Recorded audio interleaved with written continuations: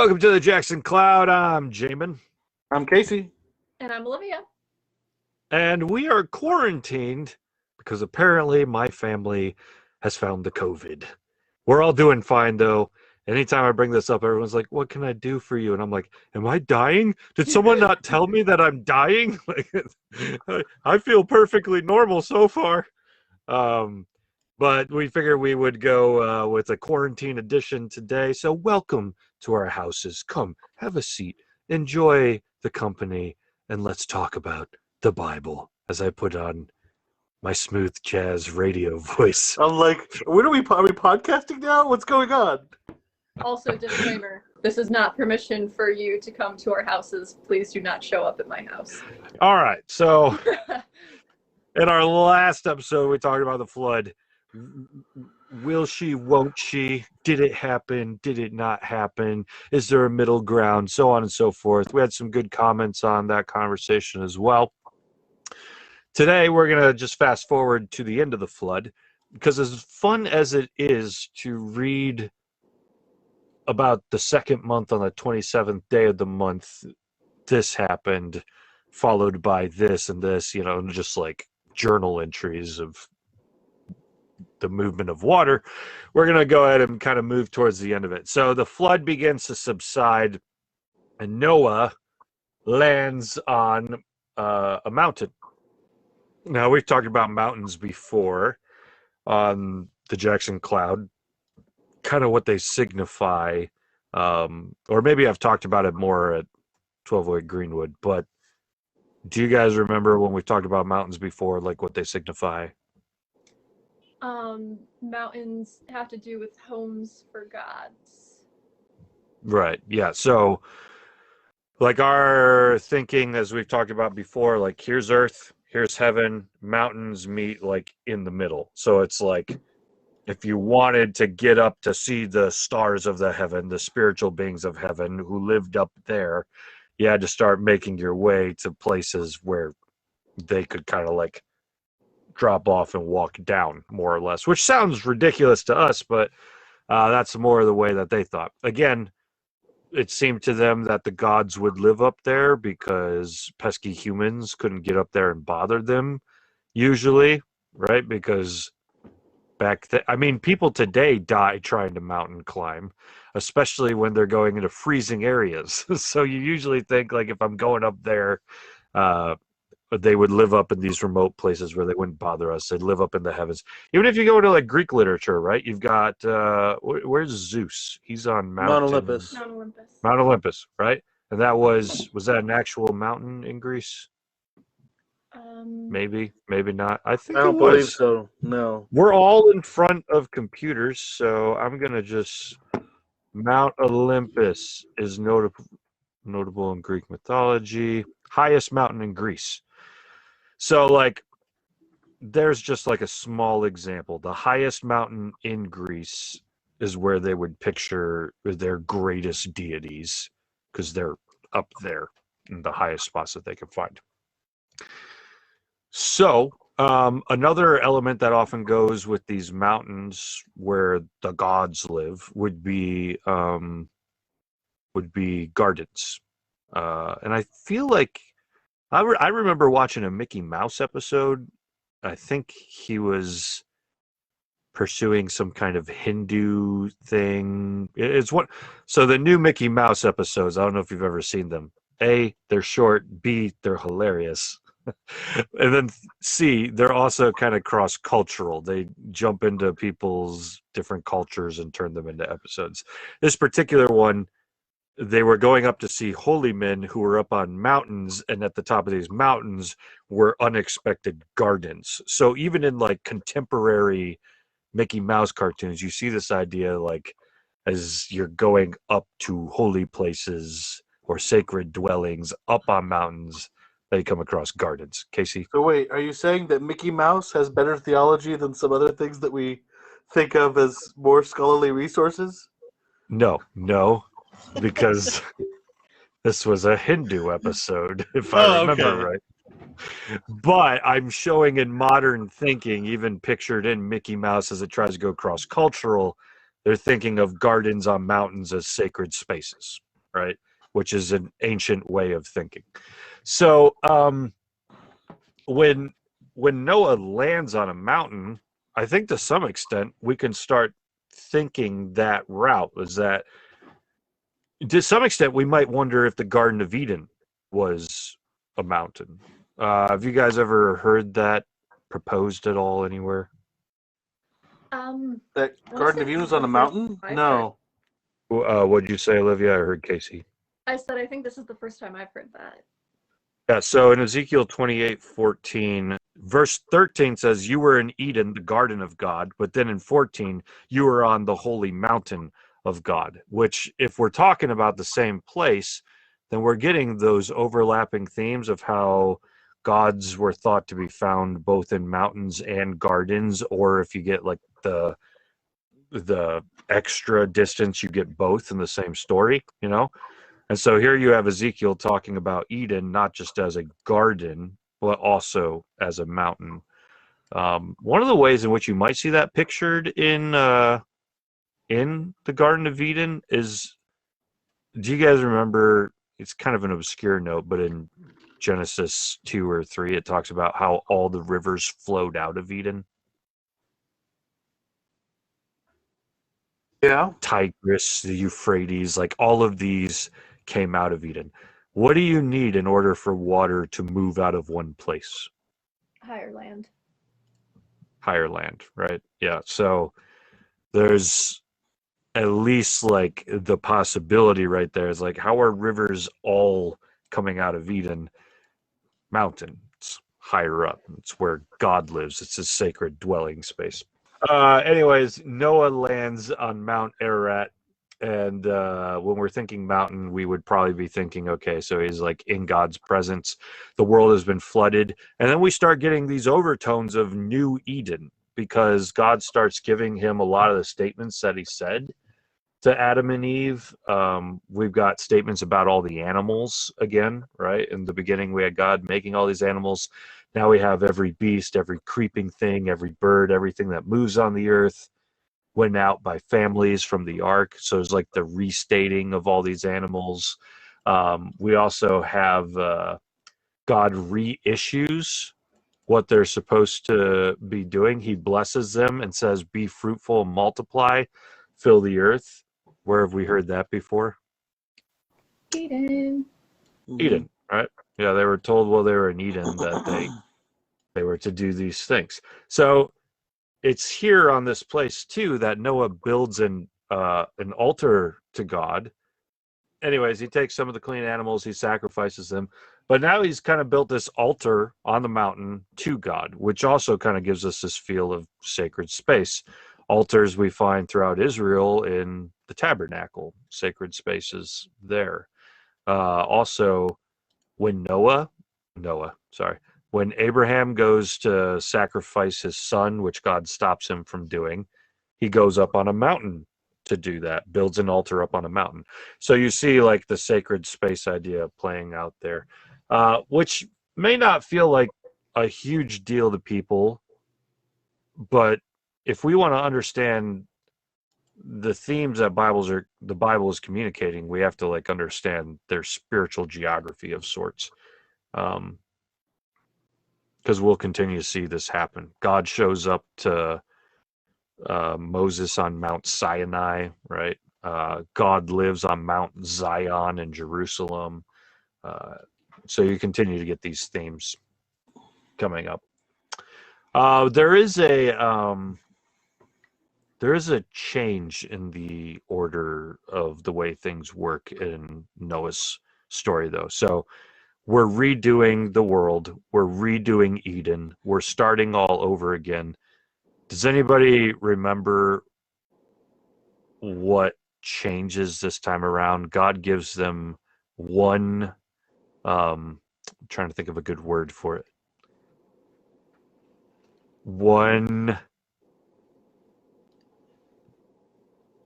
I can't think of the word. We're allowed to eat meat now.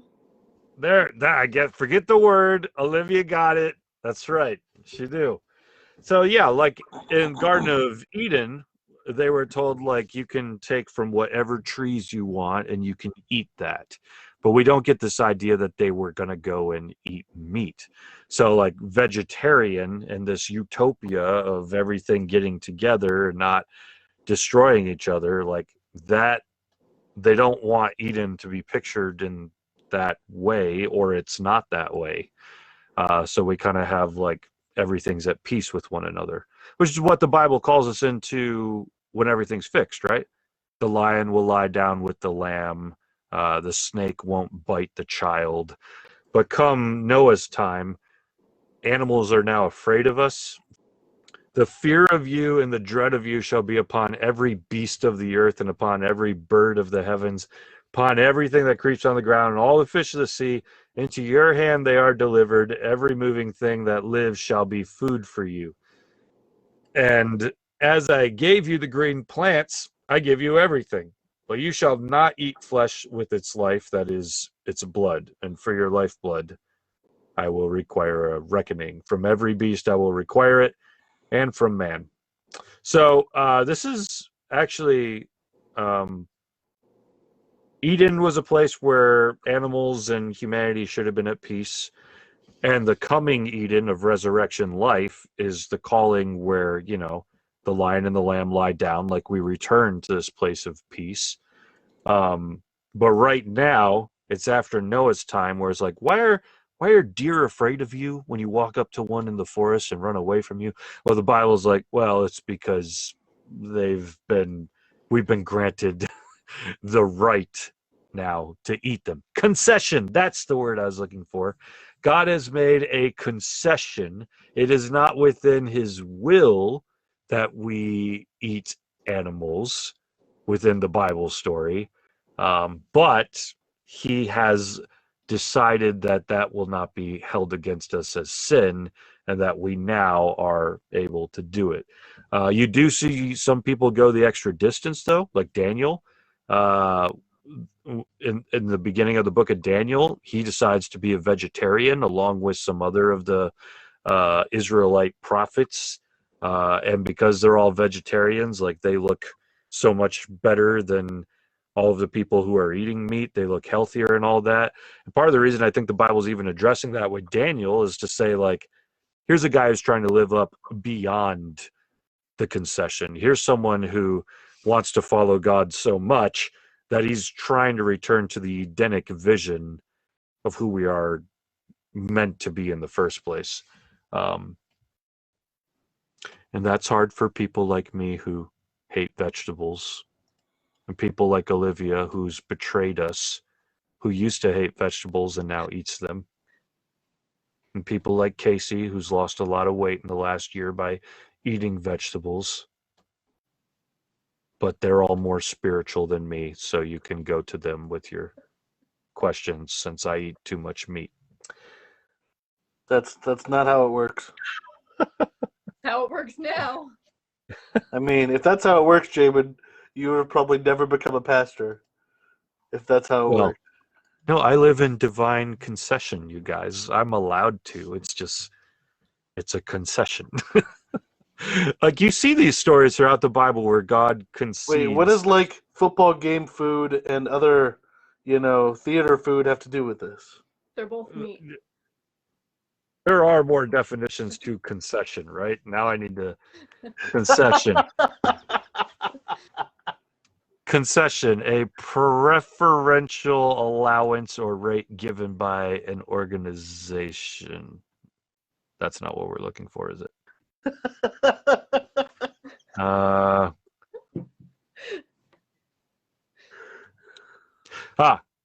A thing that is granted especially in response to demands, a thing conceded. So it's been granted, but it wasn't necessarily God's will that we be eating the animals. It's the same thing like later with Moses. God's like, you're going to go and lead these people and speak on my behalf. And Moses is like, no, I'm not going to do that. And God's like, yes, you are. Moses is like, no, I'm not. God's like, yes, you are. Moses is like, And this goes on for a while until God's like, fine, your brother Aaron can do it. Like, that's a concession. Like, you would think that God would just be like, no, Moses, you're going to do this. But instead, God concedes and grants something that shouldn't have been granted or didn't need to be granted. God does that sometimes. Unfortunately, because we're not willing to live up to what he's called us to live up to. In this case, we've all had a taste of a burger. We'll never go back. And now we eat the animals.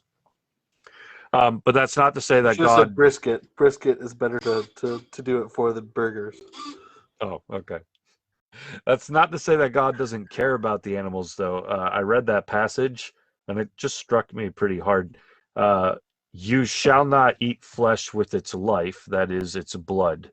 And for your lifeblood, I will require a reckoning. From every beast, I will require it, and from man. So there's this. You shall not eat flesh with its life, that is, its blood. So there's this understanding that, like, if you're going to eat food, or if you're going to eat other animals, it should be treated in a humane, non-disturbing kind of way. There's at least some kind of like humane statement there.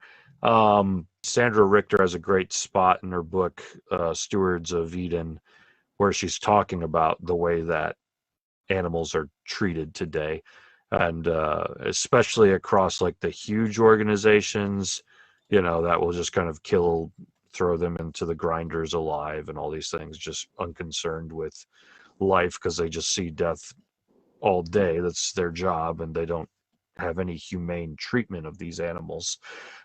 Even though this is saying like you're not going to eat meat that has blood in it, I feel like there is a application that we could take from this. Like, if eating meat with blood in it was a way of like abusing animals in Noah's time, then I would say by all means us just like killing animals the ways that we do, and I would just toss them into grinders and we care nothing about it, and it's just senseless bloody death.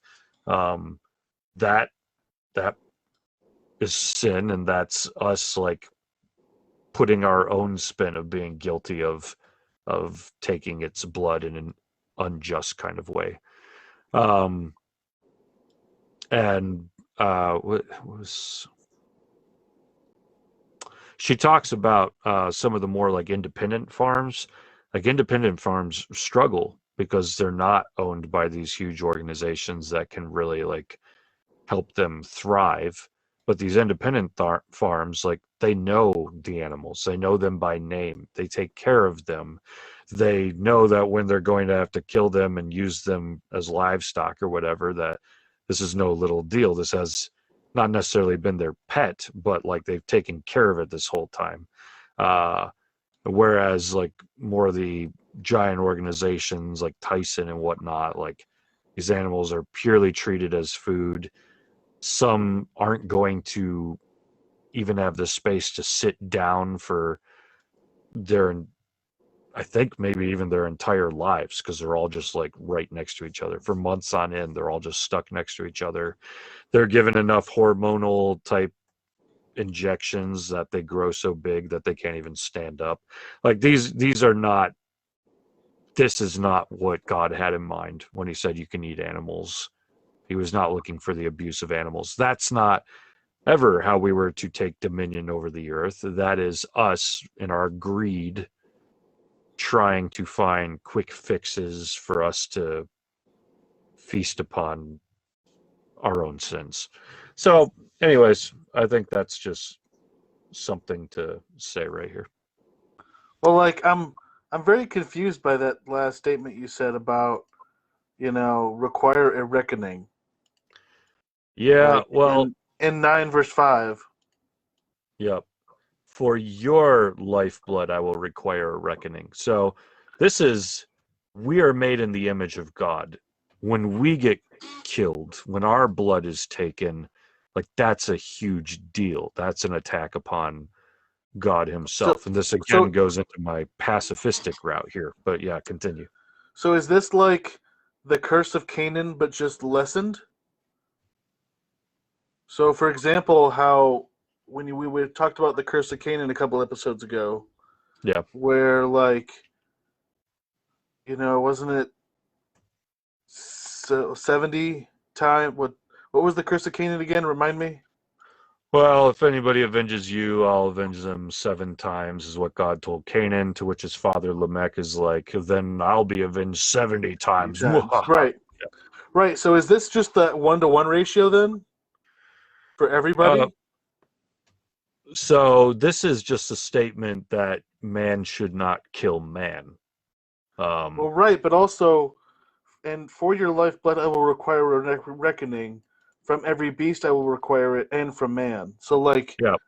if a beast kills a man, then 1-to-1 will be required. Or if a man kills a man, 1-to-1 is required. Well, the statement that it's getting is that humanity, again, is given dominion over the earth. They are to rule over it and take care of the earth as God would. And nobody, you can kill the animals, you can eat the animals if you're doing it in a humane kind of way, which we do not do today. But you certainly cannot kill each other, and animals cannot kill you too. And if anyone's going to kill human beings, they are going to have judgment upon their lives for that, because to kill the image of God is a direct attack upon God himself. Only God is the one who takes vengeance upon humanity.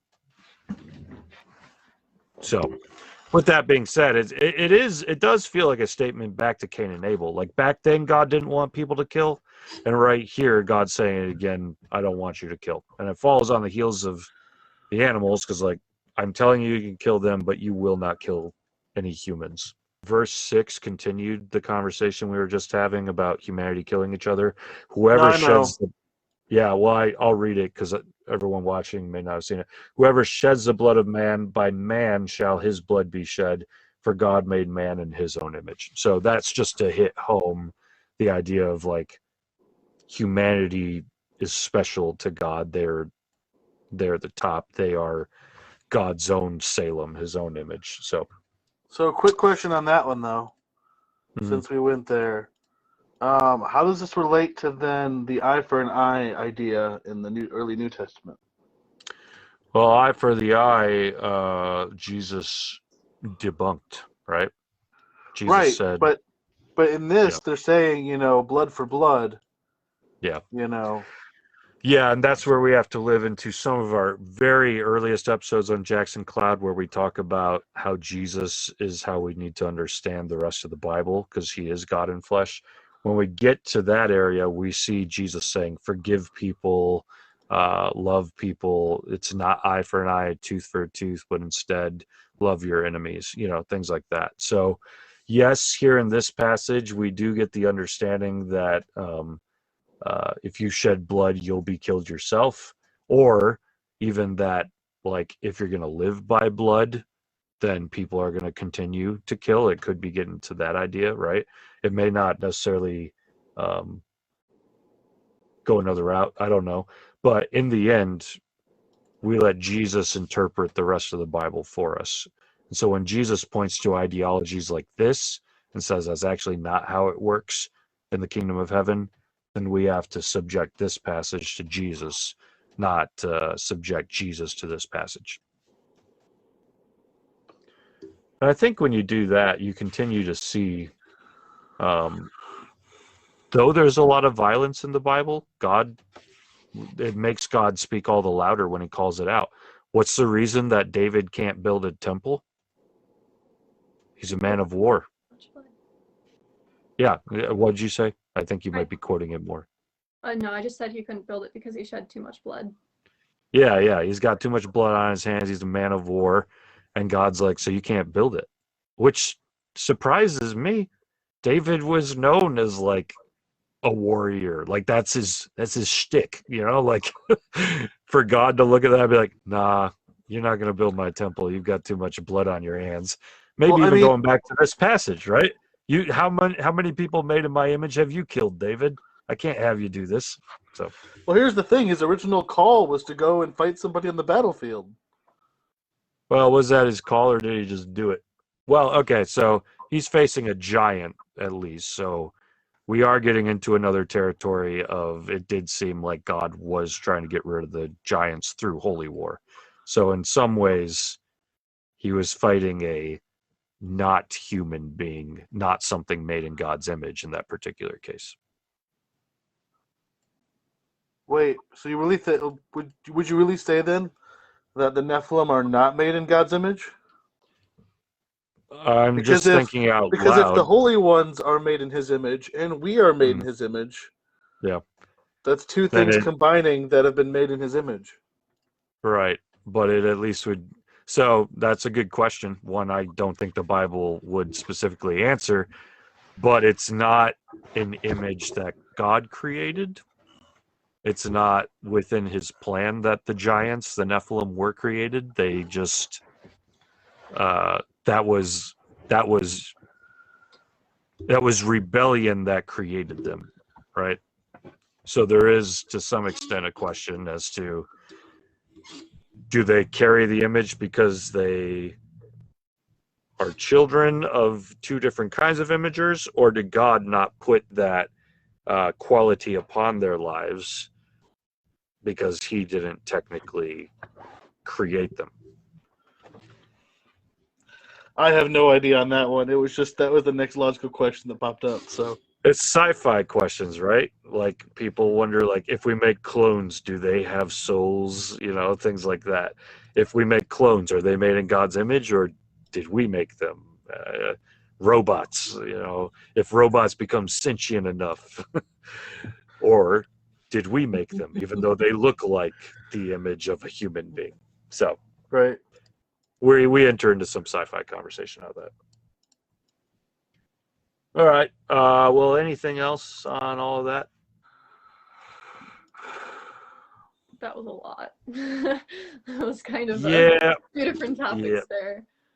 And so I definitely shouldn't throw in a third topic, but because I'm just going to say it briefly, I'm going to do it anyways. At the end, God puts out a rainbow, you know, and says, "Now I'll never flood the earth again." Which, just for a second, want to point everyone over to one of Jackson Cloud's podcasts, which is called The Air Environment, because a lot of people use this passage to be like, therefore global warming isn't real and couldn't flood us and hurt us and all that. Now, on The Air Environment, we recently went through a book that debunks a lot of the things that scientists have been talking about that have been blown out of proportion. So if you want to join us in that conversation, it's Michael Schellenberger's book, Apocalypse Never, where he does believe that, yes, environmentalism is important and the environment is being hurt in many ways, but also calls attention to some of the things that Casey is often talking to me about how some of these facts and whatnot get confused along the way, and that there's other kinds of components going on that mess with conversations on things like global warming and whatnot. All that being said, this passage says that God won't flood the earth again.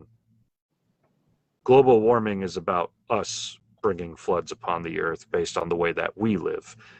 So if you want to go deeper into those conversations, we've talked about conversations like that a lot on The Air Environment. Go ahead and check out that podcast to kind of see that for yourself. So with that being said, there's a lot of topics, a lot to digest in this one. But thanks for joining us for the conversation. We'll catch up with another quarantined video on Wednesday. Until then, Olivia will tell you what to do. Well, you can like, comment, or subscribe down below. Hit that little bell if you want notifications turned on, or to continue the conversation, you can join us on the Discord, which hopefully has a working little link in the description. Oh, because I messed up posting the links? Thanks, Olivia. Thanks for calling attention to that. I posted it fine. It was YouTube's fault.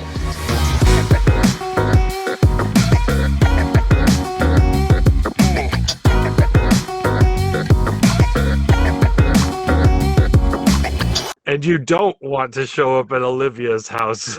Let me tell you. The neighbors are on it there. Oh my gosh. So I gotta tell this story. I dropped by.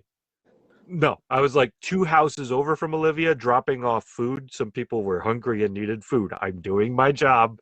I leave food. And then I see Olivia lives like right next door. So like I run 3 houses down to her house and I sit on her porch and take a picture of myself on her porch because I used to do that to people because I thought it was funny and then send them a picture. Anyways, I do that. And then there's your neighbors who just like, what are you doing, man? I was like, I know what it looks like, but this is just a joke between friends. They go to my church and okay, all right, and him and his wife just get in the car, and then I walk 3 doors down back to my car, to which they like pull up behind me. I think they're about to like pin me in. I'm like, yeah. He's like, if they're your friends, why'd you park over here? I know what it looks like. I was like, I'm their pastor. And for some reason, it's just like, oh, you're their okay. All right, bye. I was like, wait, is this just like an end-all conversation? You can say that and just get out of anything? Anyways, Olivia apparently heard me on her porch. You heard me? That's like, saw you. Because how? Your drapes were down. I can see through my curtains. Okay. Olivia has X-ray vision. That's what she's saying. Side, I could see reversible the shadow of a human on my porch, and Damon, I was freaking out until I went to my other window that didn't have a curtain and saw you in your car, and I was like, "Oh, it's just Damon." But like, why? Well, yeah. Well, now we all know. So to explain like the old story, Jamin used to think it was really funny to drop by like people's houses that he knew when they weren't home and like take pictures of their porch, or in my case, even inside my house, while people were not there at the time. Everyone watching this now thinks that Jamin is a psychopath. Yeah. It used to be funny, but the world changes quickly, doesn't it? Doesn't it?